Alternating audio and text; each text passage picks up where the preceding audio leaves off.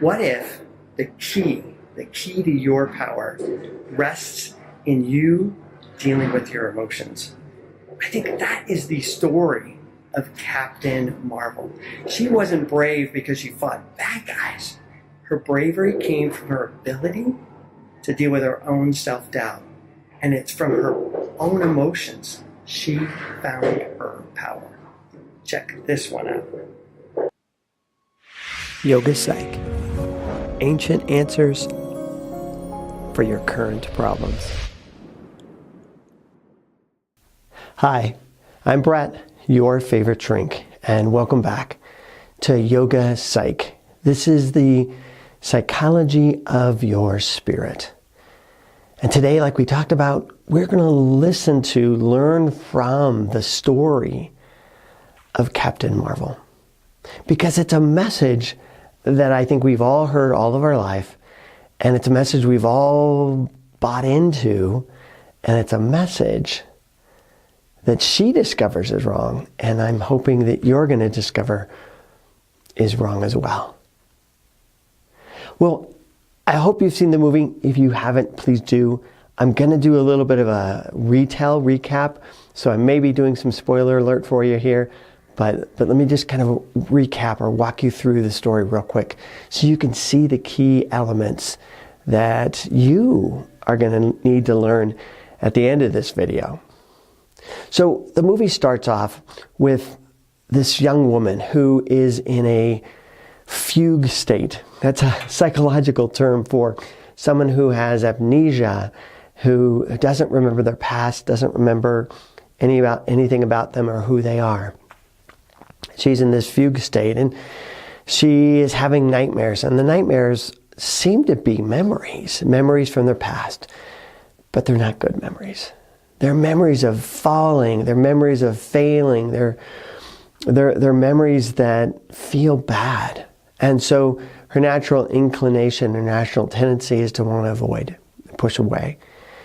She goes and she is working with her trainer, and her trainer is just awesome because he is giving her all the same messages. They're fighting, he's whipping her butt, and the upshot of his lessons with her is you got to master your emotions. You gotta get your feelings under control. And she's, fighting back both verbally and physically, and she's saying, no, I can't.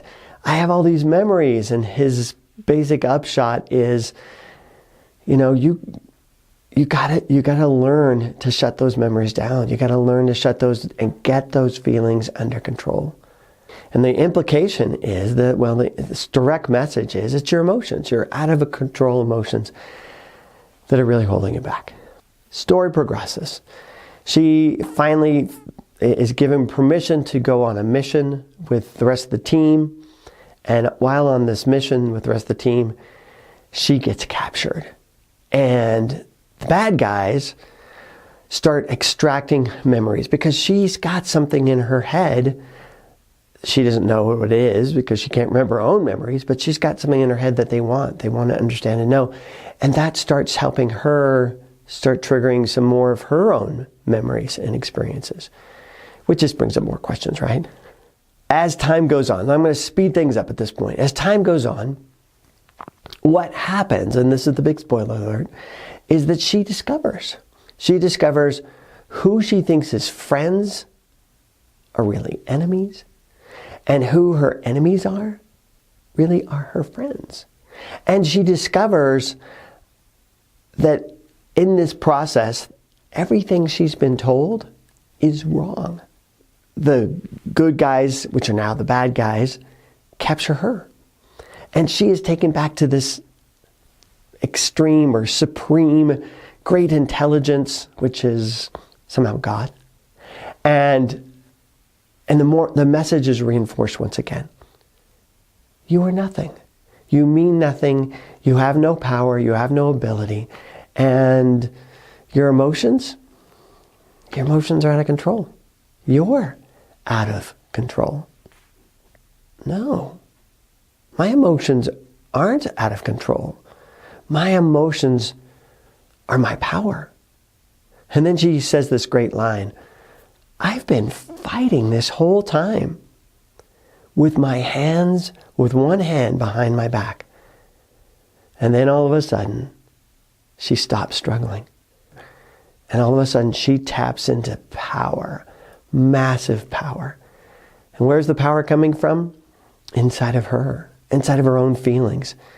And she even reaches back and pulls out this thing that's the image, or the illusion is that this thing is giving her power. But the truth is, it's repressing her, it's suppressing her. And so she pulls it out and she's letting herself feel. And it's the feelings that give her power. She finally has this big showdown at the end. You know how the showdowns work.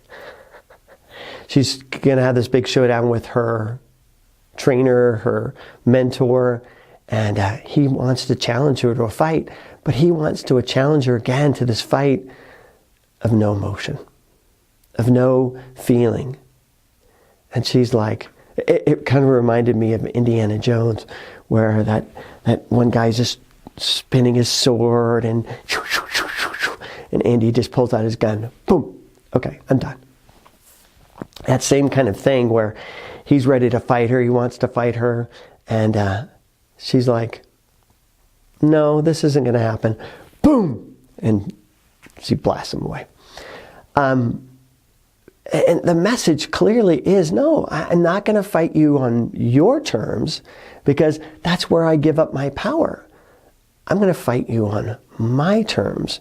My terms are, I'm going to have my feelings. I'm going to have my emotions. My emotions are my power. Now that is such an important theme for you and for me, because all of our lives, all through our Western culture, we have heard the same message over and over again, that your intellect is your key, your emotions are your weakness. You need to learn to overcome your emotions with your intellect. Your intellect is far superior and far stronger than any emotion. Neuroscience is coming back and saying, no, that is just not the case. Your emotions drive everything. Everything you do, everything you think, everything you feel gets energized through your emotions. And it is your emotions that are key. Understanding your emotions, using your emotions, channeling your emotions in the directions that you want is going to be the key to your success. Now let's talk a little yoga psych, because that's what we're here to learn, and learn a little bit about what that means in practical terms. How do we actually do that? Well, again, I want you to go back to the simple idea that we've talked about many times in yoga. Energy. Energy is the key to your emotions. In fact, your emotions are energy. In the most literal way, your emotions are neurosignals from your limbic system, down your spine, into your peripheral nervous system. Emotions are the electrical signals from your brain to your body that get you to take action. Think about it. If all you had were thoughts and no electrical signals going to your body to help you take action on those thoughts, think of how powerless you would be. Understanding your emotions is really key to yoga psych, and it's really key to your success. Understanding how emotions work. The basic difference between positive emotions, emotions that are helpful, useful, empowering, and emotions that are destructive, negative emotions, emotions that hold you back, emotions that shut you down, is the difference between what we call collapse and flow. When you're in a state of collapse, anger, fear, hurt, sorrow, anxiety, doubt, depression, your energy is going to be collapsed. It's going to feel like all the energy inside of you, instead of is motivating you and moving you, it's pulling you and shutting you down. But all positive emotions, love, joy, happiness, peace, excitement, all those positive emotions have flow. They feel expansive. They feel open. They get you moving. And that's really going to be the difference, is you learning how, we call it in Yoga Psych, enertivity, learning how to sensitize yourself to what your energy is doing. Is it collapsing or is it flowing? And we want to always bring your energy back into flow.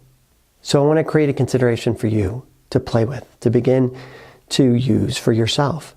And the consideration is this: what if my emotions are my power?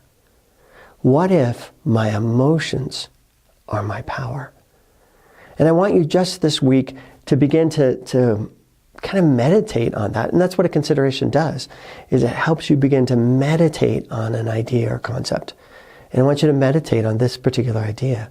What if my emotions are my power? Yeah. As you hold that idea this week, part of your meditation will be to visualize. What would that look like if you had this super power in you, flowing in you, not collapsed, but open and expansive? What would that feel like? What would you be like? I want you to start acting as if you have this superpower flowing through your body called emotions. And they are not your enemy.